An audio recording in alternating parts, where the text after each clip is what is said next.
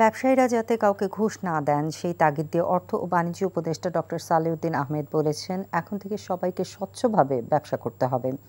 ইআরডিতে ব্যবসায়ী প্রতিনিধিদের সাথে বৈঠকে একথা বলেন তিনি।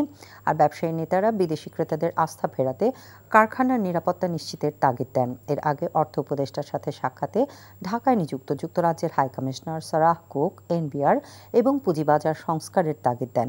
হাসানুল শাওনের রিপোর্ট। অর্থনৈতিক সম্পর্ক বিভাগে অর্থ ও বাণিজ্য উপদেষ্টার সাথে বৈঠকে ব্যবসায়ী নেতারা দেশের আইন শৃঙ্খলা পরিস্থিতি উন্নয়নের তাগিদ দেন।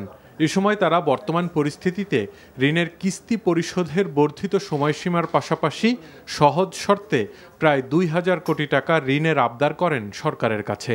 আমাদের হয়তো নেক্সট মান্থে গিয়ে একটু ক্রাইসিস দেখা যেতে পারে। একটা সফট লোনের রিকোয়েস্ট করেছি, যেটা আমরা লোন উইথ ইন্টারেস্ট আমরা পে ব্যাক করে দিব। ৬টা ব্র্যান্ডের লোক ছিলেন, তো বায়ারদের মধ্যে যেটা একটু আস্থার অভাব ছিল এবং অ্যাডভাইজার মহোদয় তাদেরকে সেটা আশ্বস্ত করেছেন যে কনফিডেন্স লেভেলটা যাতে গ্রো করে, যে আইন শৃঙ্খলা যত দ্রুত সম্ভব ইমপ্রুভ করা। প্রচুর চাঁদাবাজি হচ্ছে, সেই চাঁদাবাজিগুলো আমরা কনসার্ন এনেছি। ব্যবসায়ীদের এসব প্রত্যাশা পূরণের চেষ্টা করা হবে বলে জানান অর্থ উপদেষ্টা। এলসি তাড়াতাড়ি ইস্যু করা, জিনিসপত্র আটকে না থাকে পোর্টে, এয়ারপোর্টে, এগুলি করতে পারে ব্যবসা করার জন্য যে যারা সব।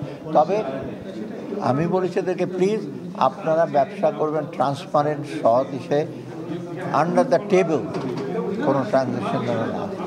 এর আগে ডক্টর সালেউদ্দিনের সাথে বৈঠক করেন বাংলাদেশে নিযুক্ত যুক্তরাজ্যের হাই কমিশনার, যাতে আলোচনা হয় আর্থিক খাতের সংস্কার এবং বিনিয়োগের পরিবেশ নিশ্চিত করার বিষয়ে। আমরা অর্থনৈতিক সংস্কারগুলোতে গুরুত্ব দিচ্ছি। একই সাথে বাণিজ্য এবং বিনিয়োগ বৃদ্ধির উপায় নিয়ে আলোচনা হয়েছে। They are willing to help us on reforms. Those are very immediate concern for us also, because unless we do this reform, আমাদের জন্য ডিফিকাল্ট হবে।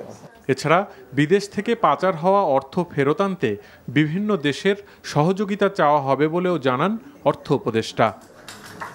Hasanul Shaon, NTV news, Dhaka.